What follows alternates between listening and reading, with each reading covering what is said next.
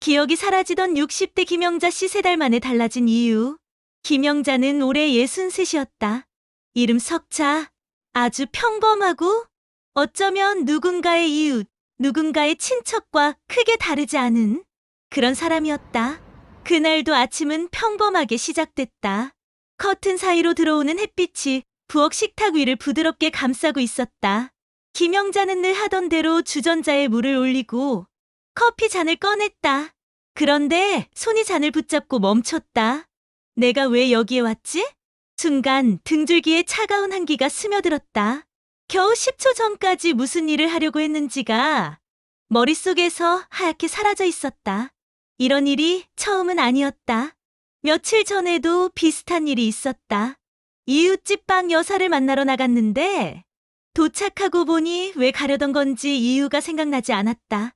어색하게 웃으며 그냥 산책 나온 거예요 하고 넘겼지만 속으론 불안이 파도처럼 몰려왔다. 거실 한쪽 가족 사진이 걸려 있었다. 젊은 시절 남편과 아이들과 함께 찍었던 사진. 그 앞에 선이 가슴이 저릿했다. 혹시 저 얼굴들도 언젠가 있게 되는 건 아닐까? 김영자는 의자에 앉아 한참 동안 창밖을 바라봤다. 마당의 감나무는 여전히 잘 자라고 있었고 바람은 평화롭게 불고 있었지만 그 평화로움 속에 묘한 불안이 섞여 있었다. 점심 무렵 전화벨이 울렸다. 엄마, 오늘 약속 기억하시죠? 딸아이의 목소리였다. 약속? 약속이라니? 김영자는 당황해하며 대답했다. 그럼 기억하지. 하지만 수화기를 내려놓는 순간 그 약속이 무엇이었는지 전혀 떠오르지 않았다. 그날 저녁 딸이 집에 와서 말했다. 엄마, 요즘 좀 이상해. 지난번에도 중요한 날짜 까먹었잖아. 그 말은 김영자의 가슴을 찌르는 바늘 같았다. 밤이 깊어갔다. 김영자는 방 안에서 오래된 노트를 꺼냈다. 거기엔 일기 같은 글들이 빼곡히 적혀 있었다. 그중 한 장에는 이렇게 적혀 있었다. 잊지 않으려고 적는다. 하지만 적어둔 걸 어디에 뒀는지도 잊는다. 그 문장을 읽는 순간 김영자의 눈에 눈물이 맺혔다. 언젠가 아무것도 기억하지 못하는 날이 올까 두려웠다. 그날 이후 김영자는 결심했다. 뭔가 방법을 찾아야 한다고. 그렇지 않으면 내 이름 석자조차 잊을 것 같다고. 그 다음날 아침 김영자는 조금 일찍 눈을 떴다. 창밖은 아직 해가 완전히 오르지 않았지만 공기는 묘하게 맑고 차가웠다. 그 공기를 마시며 김영자는 문득 결심이 굳어졌다. 오늘부터 진짜로 뭔가를 바꿔보자. 먼저 거실 한쪽에 있던 오래된 달력을 꺼냈다. 그리고 그 옆에는 굵은 매직펜을 놓았다. 약속이나 중요한 일을 잊지 않으려면 그날 큼지막하게 써두는 게 좋겠다고 생각했다. 달력 첫 칸에는 이렇게 적었다. 아침 7시 물 한 컵, 오전 10시 산책 20분, 오후 2시 독서 30분, 저녁 6시 퍼즐 맞추기. 작은 글씨 대신 눈에 확 들어오는 크기로 적었다. 마치 자기 자신에게 크게 외치는 듯한 글씨였다. 그날 오전 이웃집 방 여사가 김영자를 찾아왔다. 아이고, 영자씨. 요즘 얼굴이 좀 수척해 보이네. 김영자는 웃으며 대답했다. 그런가요? 그냥 좀 생각이 많아서요. 방 여사는 고개를 끄덕였다.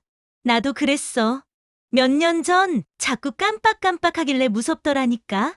그래서 그때부터 매일 같은 시간에 같은 일을 하려고 애썼지. 그 말은 김영자에게 작은 위로이자 한편으로는 실천의 동기였다.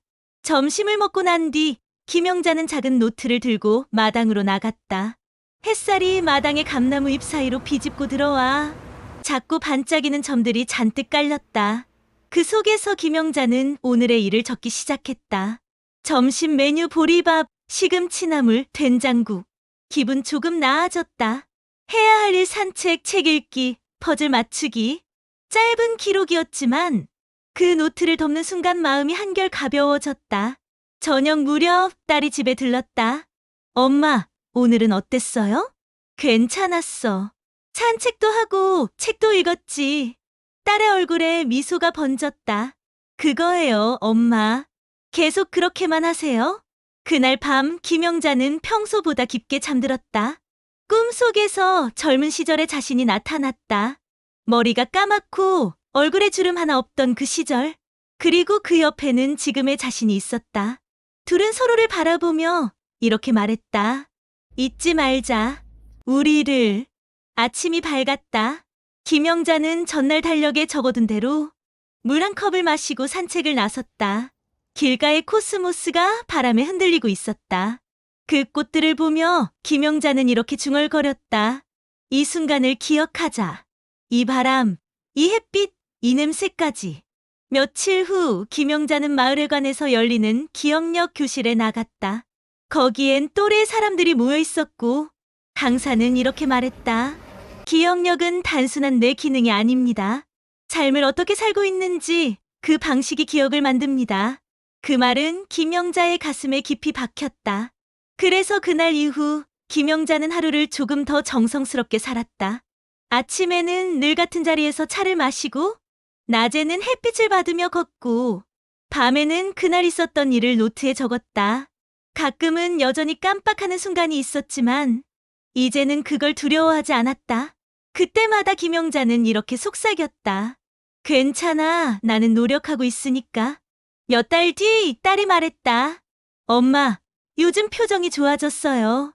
예전보다 밝아졌고. 그 말에 김영자는 웃었다. 그럴 거야. 나는 이제 하루하루를 잊지 않으려고 살거든. 그날 밤 김영자는 다시 노트를 열었다. 그리고 마지막 장에 이렇게 적었다. 내 이름은 김영자. 나는 내 하루를 기억하며 내 삶을 지킨다. 펜 끝이 종이 위를 천천히 그러면서도 힘있게 움직였다. 그 글씨는 마치 김영자의 다짐처럼 단단하게 남았다. 그리고 그녀는 알았다. 기억은 단순히 머릿속의 일이 아니라 마음이 붙잡는 순간들이라는 것을. 창밖으로 부드러운 바람이 스며들었고 그 바람은 김영자의 머리카락 사이를 지나가며 속삭이는 듯했다. 잊지 마. 오늘을